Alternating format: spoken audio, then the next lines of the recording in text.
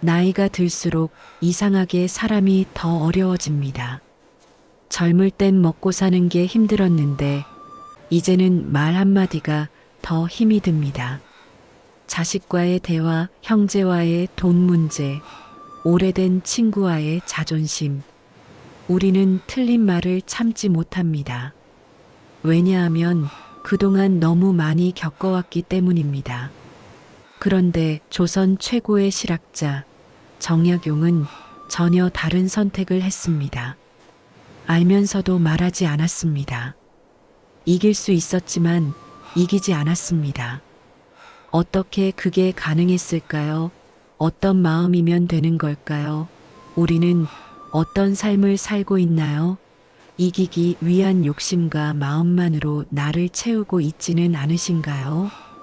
그 마음으로 인해 나를 더 힘들게 하고 있진 않나요? 오늘은 그가 유배지에서 배운 단 하나의 인간관계 지혜를 이야기해 보겠습니다.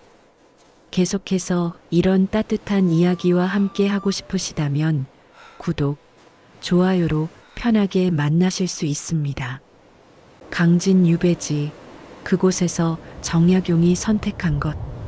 강진의 바닷바람은 차고 거칠었습니다. 억울함은 쉽게 가라앉지 않았을 겁니다. 조정에서 밀려난 죄인, 그를 감시하던 관리들 중에는 그의 학문을 제대로 이해하지도 못하면서 은근히 빈정거리는 이들도 있었습니다. 그게 그렇게 대단한 학문입니까? 마음만 먹으면 그 자리에서 상대를 무너뜨릴 수 있었습니다. 정약용의 글과 논리는 당대 최고 수준이었으니까요. 하지만 그는 고개를 숙였습니다. 굳이 바로잡지 않았고 굳이 설명하지 않았습니다. 밤이 되면 작은 등불 아래에서 글을 썼습니다. 말 대신 기록을 남겼습니다. 그 세월 속에서 그는 사람을 이기려 하지 않고 자신을 단단히 다졌습니다. 그리고 시간이 흐르자 그를 낮춰보던 이들조차 그의 깊이를 인정하게 됩니다. 말로 이기지 않았지만 결국 사람을 얻었습니다. 우리 마음도 유배지에 서 있다. 정약용의 유배지에서 배운 한 가지 태도. 우리는 유배지에 있지 않습니다. 하지만 마음은 종종 유배지에 서 있습니다. 자식에게 무시당한 느낌, 형제에게 서운한 계산, 모임에서 끊긴 말 한마디. 그 순간 우리는 증명하고 싶어집니다. 내가 맞다고. 그런데 그 말 한마디가 관계를 멀어지게 합니다. 정약용이 선택한 것은 침묵이 아니라 관계를 남기는 선택이었습니다. 알아도 모르는 척, 이길 수 있어도 물러서는 힘. 그게 어른의 깊이입니다. 사실 우리는 알고 있습니다. 내가 지금 이 말을 하면 상대가 불편해질 거라는 걸. 내가 지금 이 지적을 하면 분위기가 싸늘해질 거라는 걸. 그런데도 참지 못하는 건 마음 한구석에 이런 생각이 있기 때문입니다. 왜 내가 참아야 해? 내가 맞는데 왜 내가 물러나야 해? 그 마음 이해합니다. 당신은 오랜 세월 살아오면서 정말 많은 걸 겪었습니다. 배웠고, 경험했고, 실패도 해봤습니다. 그래서 압니다. 무엇이 옳고 무엇이 위험한지. 그런데 아이러니하게도 그 아는 것 때문에 관계는 더 어려워집니다. 왜냐하면 우리는 그 알을 증명하려 하거든요. 내가 맞다는 걸 보여줘야 해. 내가 옳다는 걸 인정받아야 해. 그 순간 대화는 대화가 아니라 법정이 됩니다. 상대는 상대가 아니라 피고가 됩니다. 그리고 당신은 이깁니다. 논리적으로, 사실상으로, 완벽하게. 그런데 이상하게도 마음은 공허합니다. 관계는 더 멀어졌고, 대화는 더 어색해졌고, 그 사람은 당신을 피하게 됩니다. 왜일까요? 사람은 논리로 움직이지 않기 때문입니다. 사람은 자존심이 지켜질 때 비로소 움직입니다. 아들이 새로운 사업을 시작한다고 합니다. 보기엔 불안합니다. 경험상 위험해 보입니다. 그건 그렇게 하면 안 된다. 내가 해봐서 안다. 이 말은 사실 걱정입니다. 진심으로 자식이 실패하지 않길 바라는 마음입니다. 하지만 자식은 조언이 아니라 통제를 받는다고 느낍니다. 그 순간 아버지는 조언자가 아니라 넘어야 할 벽이 됩니다. 자식은 이렇게 생각합니다. 아버지는 날 믿지 않아. 아버지는 날 아직도 애로 봐. 그리고 더 강하게 밀어붙입니다. 아버지 말이 옳든 그르든 상관없이 일단 반대 방향으로 가고 싶어집니다. 왜냐하면 자존심이 걸렸으니까요. 당신은 옳았습니다. 하지만 관계는 멀어졌습니다. 만약 이렇게 말한다면 어떨까요? 그래, 내 생각도 있겠지. 한번 해봐라. 틀렸다는 걸 알면서도 모르는 척 한번 물러섰을 뿐인데 관계의 문은 닫히지 않습니다. 실패해도 돌아올 자리가 남습니다. 그리고 신기한 일이 벌어집니다. 자식은 사업을 진행하면서 중간중간 당신에게 물어옵니다. 아버지, 이런 경우엔 어떻게 하는 게 좋을까요? 당신이 논리로 눌렀다면 절대 듣지 않았을 조언을 자발적으로 구하게 됩니다. 왜냐하면 당신이 자신의 자존심을 지켜줬기 때문입니다. 당신이 자신을 믿어줬다고 느꼈기 때문입니다. 사람은 자기를 존중해주는 사람의 말을 듣습니다. 반대로 자기를 무시한다고 느낀 사람의 말은 아무리 옳아도 듣지 않습니다. 정약용도 똑같은 경험을 했을 겁니다. 유배지에서 만난 사람들 중에는 학문적으로 그보다 한참 부족한 이들도 많았습니다. 그들이 틀린 말을 할 때마다 바로잡을 수도 있었습니다. 그게 아니라 이겁니다. 당신이 잘못 알고 계십니다. 하지만 그는 참았습니다. 왜냐하면 알았기 때문입니다. 그 순간 옳은 말을 하면 그 사람은 배우는 게 아니라 수치심을 느낀다는 걸. 그래서 그는 모르는 척 했습니다. 그렇군요. 그런 생각도 있을 수 있겠습니다. 그리고 시간이 지나면서 그 사람들은 스스로 깨닫게 됩니다. 정약용이 강요하지 않았기에 오히려 더 깊이 배우게 됩니다. 그리고 그를 존경하게 됩니다. 말로 이기지 않았지만 사람을 얻었습니다. 부모님 집 정리 문제로 형제가 모였습니다. 계산이 분명히 불리합니다. 따지고 들면 당신 말이 맞습니다.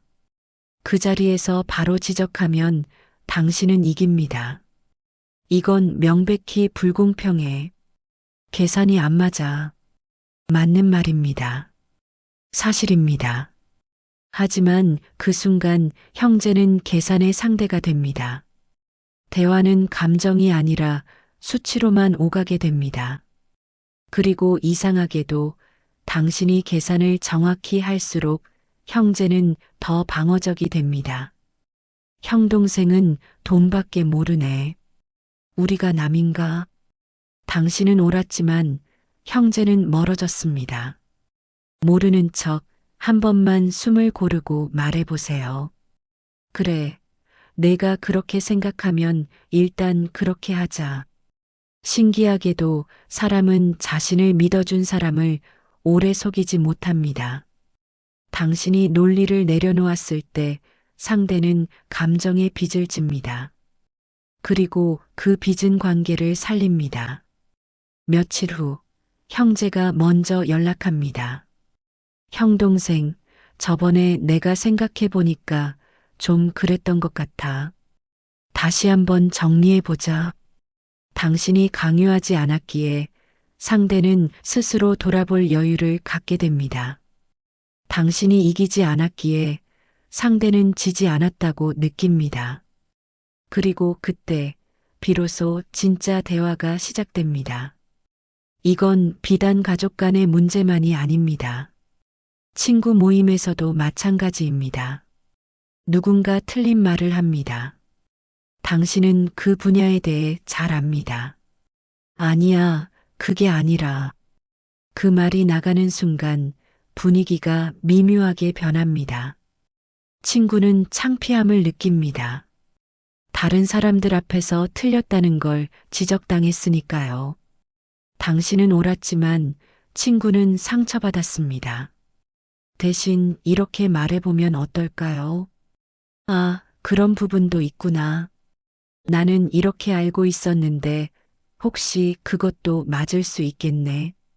친구의 자존심을 지켜주면서도 정보는 자연스럽게 전달됩니다. 그리고 친구는 당신을 불편해하지 않습니다. 오히려 고마워합니다.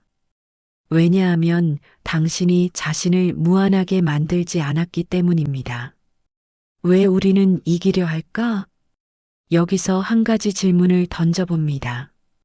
왜 우리는 꼭 이기려고 할까요?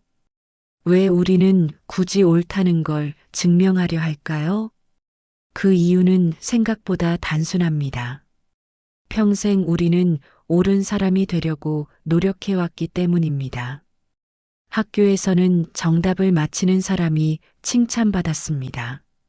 직장에서는 올바른 판단을 하는 사람이 승진했습니다. 사회에서는 옳은 사람이 인정받았습니다. 그래서 우리는 평생 틀리지 않으려고 살아왔습니다. 틀리는 것은 곧 무능이고 부끄러움이고 실패라고 배웠습니다.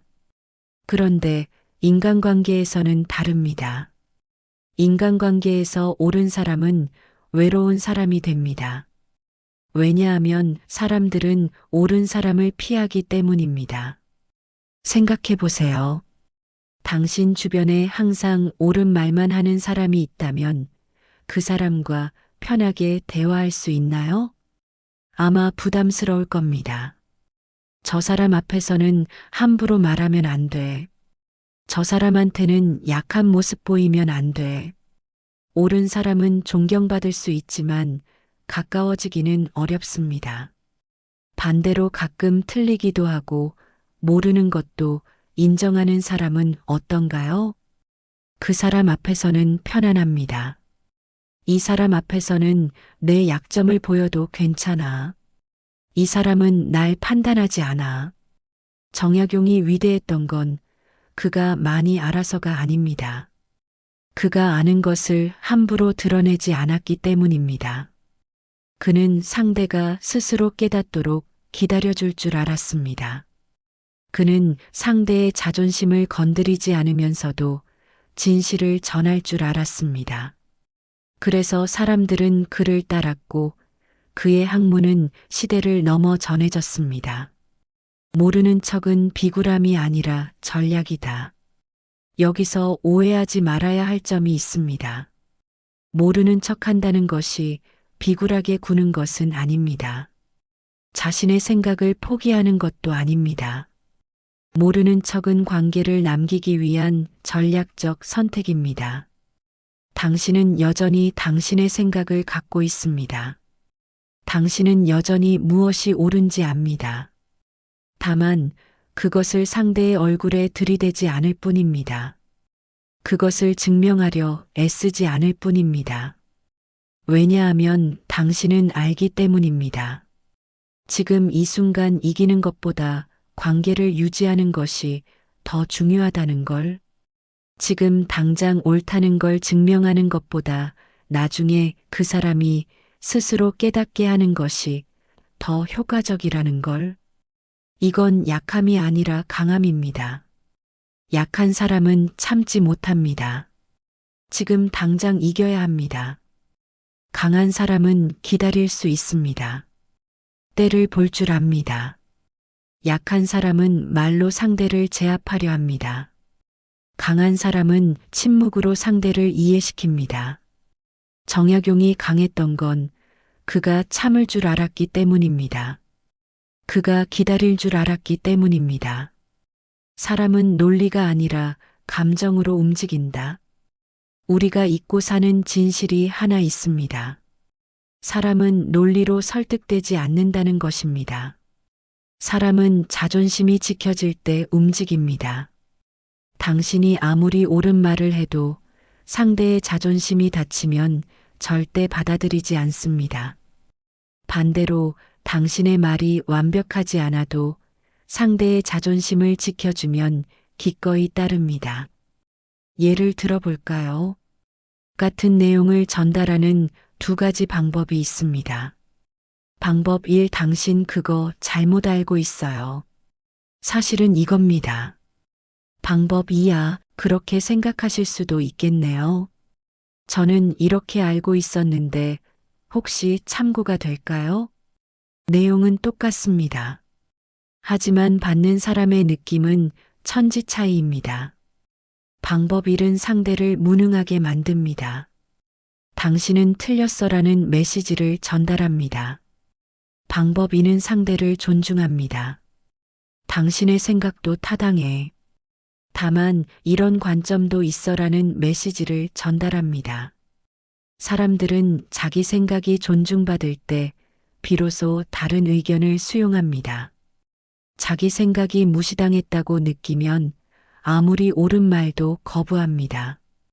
이게 인간의 본성입니다. 그래서 정약용은 상대를 바로 잡지 않았습니다. 상대가 스스로 깨닫도록 시간을 줬습니다. 그리고 그 시간 속에서 사람들은 자연스럽게 변했습니다. 때를 기다리는 힘. 정약용이 유배지에서 배운 것은 지식의 힘이 아니라 때를 기다리는 힘이었습니다. 알아도 말하지 않는 것. 이길 수 있어도 드러내지 않는 것. 지금 당장 증명하지 않아도 시간이 흐르면 진실은 드러난다는 것을 그는 알았습니다. 우리는 너무 급합니다. 지금 당장 인정받고 싶어 합니다. 지금 당장 이기고 싶어 합니다. 그래서 말이 빨라지고 목소리가 커지고 논리가 날카로워집니다. 하지만 그럴수록 사람은 멀어집니다. 반대로 생각해 보세요. 당신이 조금만 참으면 어떻게 될까요? 당신이 조금만 기다리면 어떻게 될까요? 상대는 스스로 생각할 시간을 갖게 됩니다. 그리고 놀랍게도 당신이 강요하지 않았기에 스스로 깨닫게 됩니다. 아, 그때 그 사람 말이 맞았구나. 그때 비로소 당신의 말은 진짜 힘을 갖게 됩니다. 이 모든 이야기가 거창하게 들릴 수도 있습니다. 하지만 실천은 아주 작은 것에서 시작됩니다. 오늘 저녁 가족과 대화할 때 누군가 틀린 말을 해도 한 번만 참아보세요. 그게 아니라는 말 대신 그렇구나라고 말해보세요. 내일 친구와 만날 때 친구가 자랑하는 이야기를 들을 때 그것보다 더 대단한 당신의 이야기를 꺼내지 마세요. 그냥 들어주세요. 대단한데? 라고 진심으로 말해주세요. 다음 주 형제와 통화할 때 불공평하다고 느껴지는 순간이 와도 한 번만 넘어가 보세요. 그래, 내 뜻대로 해봐라고 말해보세요. 이 작은 실천들이 쌓이면 관계는 변합니다. 당신은 여전히 똑똑한 사람입니다. 여전히 옳은 사람입니다. 하지만 이제는 사람들이 당신 곁에 머무릅니다. 왜냐하면 당신이 그들을 편하게 해주기 때문입니다. 당신이 그들의 자존심을 지켜주기 때문입니다. 어른이 된다는 것은 많이 아는 것이 아닙니다.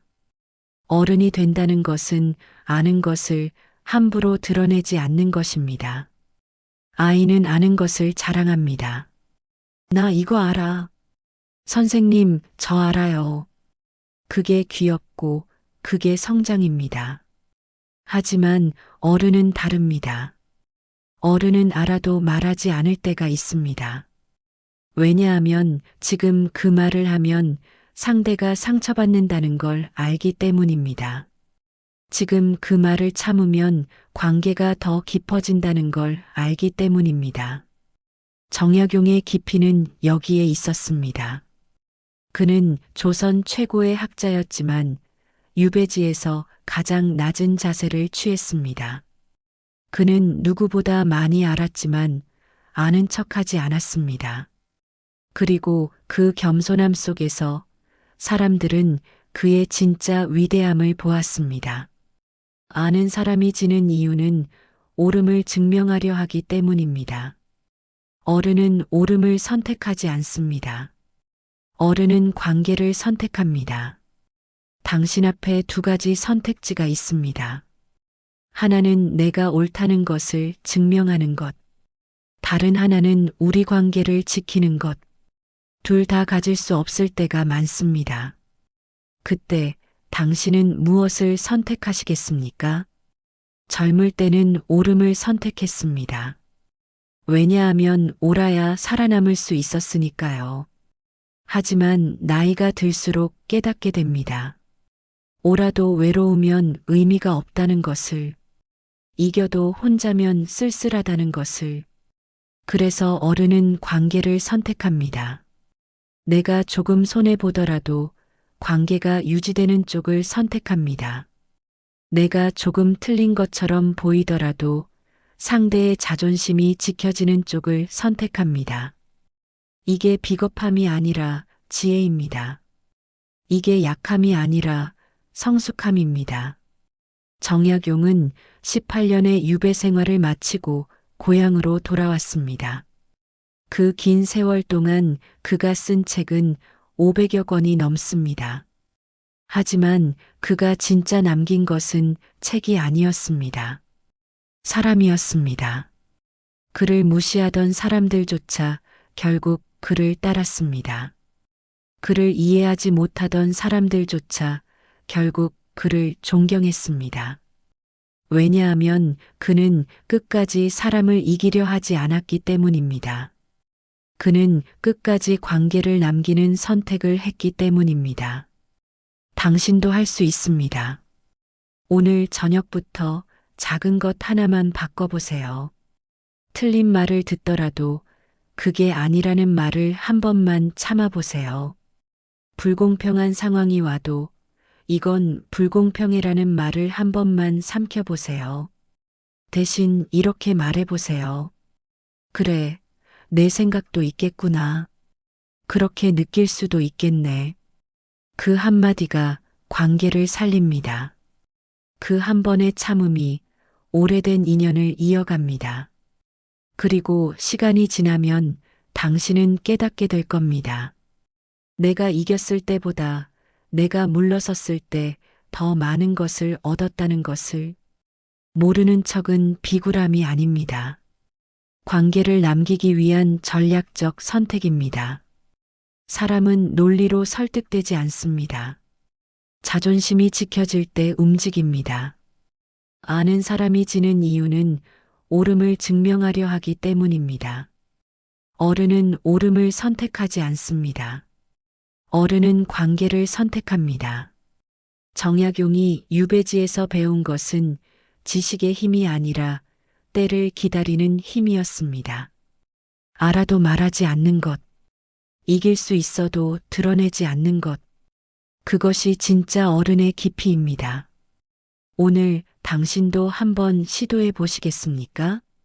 알면서도 모르는 척, 이길 수 있어도 물러서는 힘, 그 작은 선택이 당신의 관계를 바꿀 겁니다.